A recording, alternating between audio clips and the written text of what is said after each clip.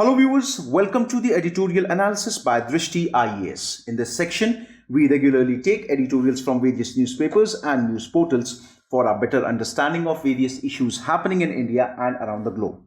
Dear viewers, in this section, we first try to link the editorial with our UPSC syllabus. Then we go analytical in order to understand some key points and at last some important concepts. Dear viewers, we truly hope that you like this initiative taken by Drishti IAS and your feedbacks are important for us. So kindly feel free to give your important feedbacks in the comment section. So without any further delay, let's commence our session. प्रिय viewer, यह video अंग्रेजी में भी उपलब्ध है।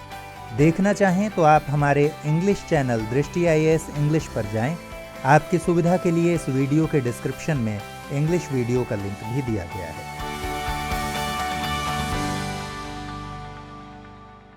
Today's editorial is taken from The Hindu, published on 21st of January 2021. The title of today's editorial is Our Constant Vigil. If we try to summarize today's editorial, we can say that constant monitoring is the only way through which India can build up defenses against new virus strains. If we try to link today's editorial with our UPSC syllabus, we can link it with GS Paper 3, which has sections that include science and technology, environment, biodiversity, and ecology. Some key points from today's editorial. In less than a month, it will be a year since India confirmed its first SARS-CoV-2 cases in Kerala.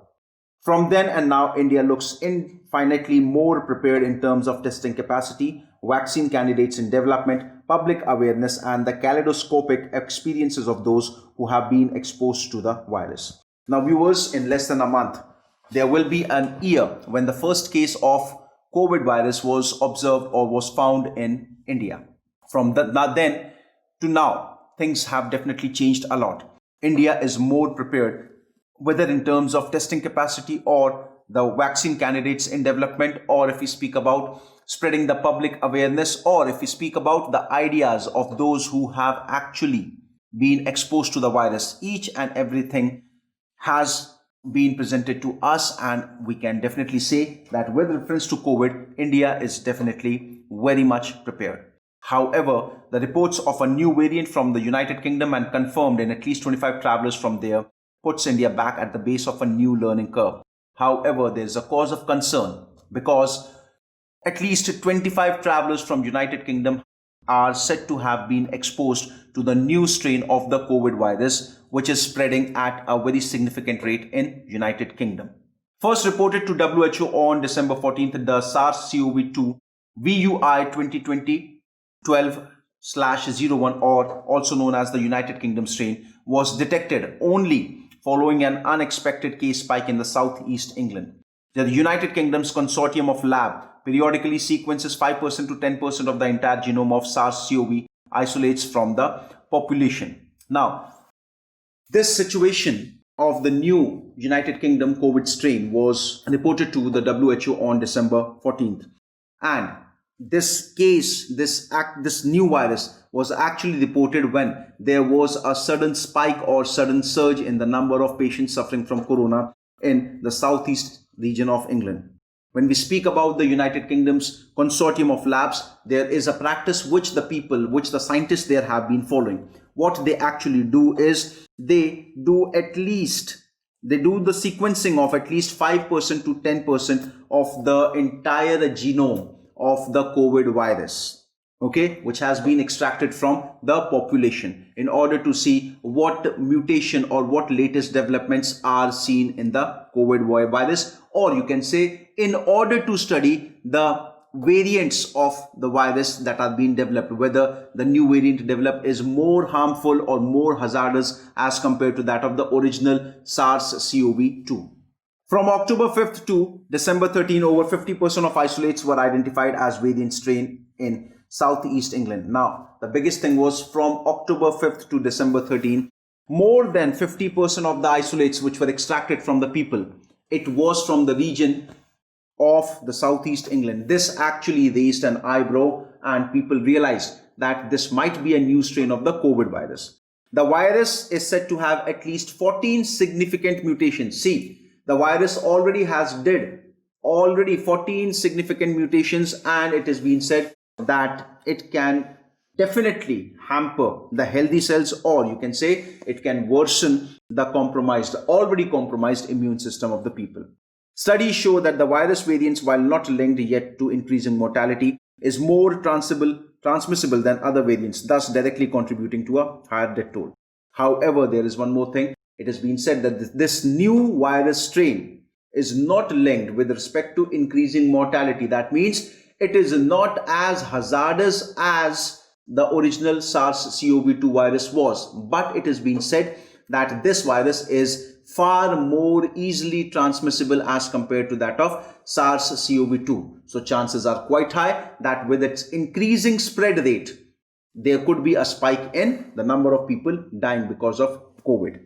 Even though the world has only now woken up to this variant, it may have been circulating in the United Kingdom as early as October, and the people flying on the UK-India route, it is quite likely that this may have already caused circulation in India. This puts the country right back to January and February, when attention was trained towards possible carrier from China and Southeast Asia, whereas it was the travelers from West Asia and Europe who led the case explosion after March. See, the world has come to know about this virus recently, but this virus is existing in United Kingdom since the month of October. And as far as India is concerned, the air route from India to England was open. So the chances are quite high that this virus must have come through many people and might have already spread in the country.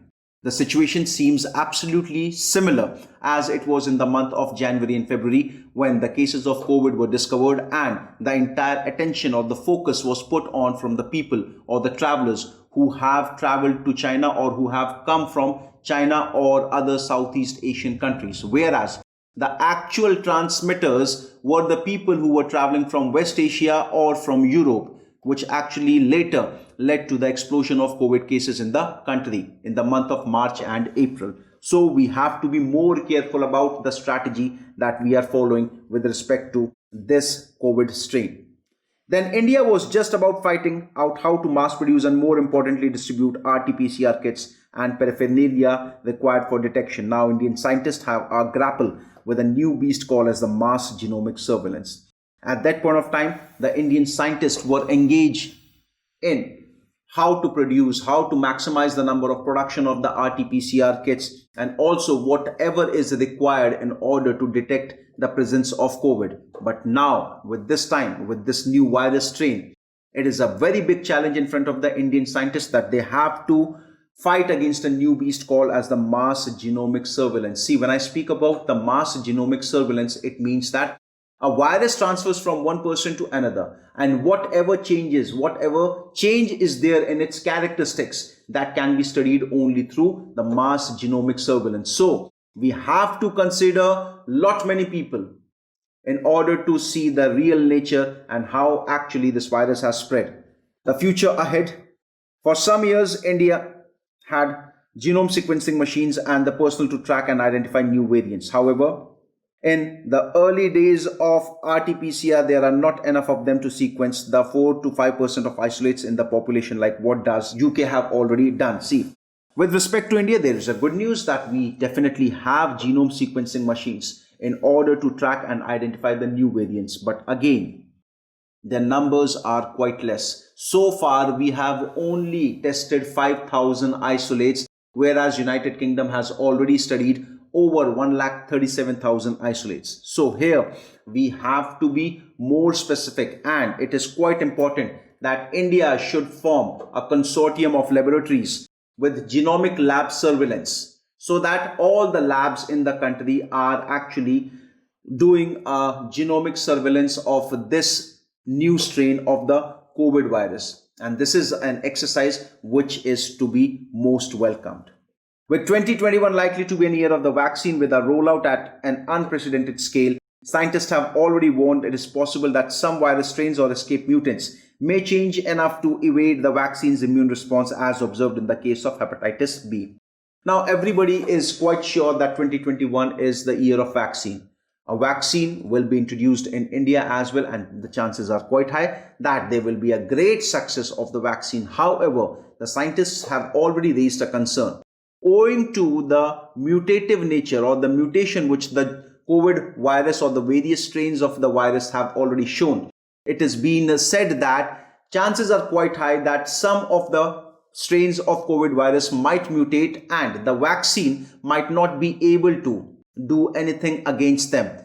Now, such a similar case has already been observed when it comes to hepatitis B virus. The various strains of hepatitis B virus have shown zero effect of vaccine over them. Therefore, continuous monitoring and developing a suitable detection kits are the only way India can shore up its reserves against this pandemic and those of the future.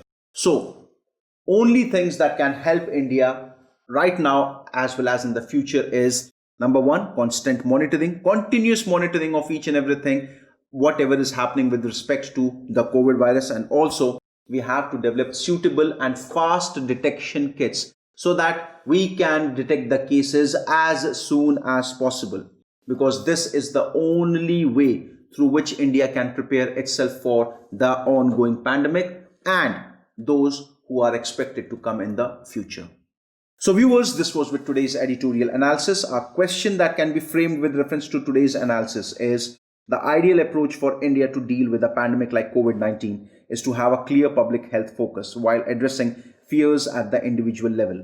Discuss. So viewers, I hope you liked today's editorial analysis. Thank you very much, and to each and every viewer, a very happy new year from Drishti family. Thank you very much.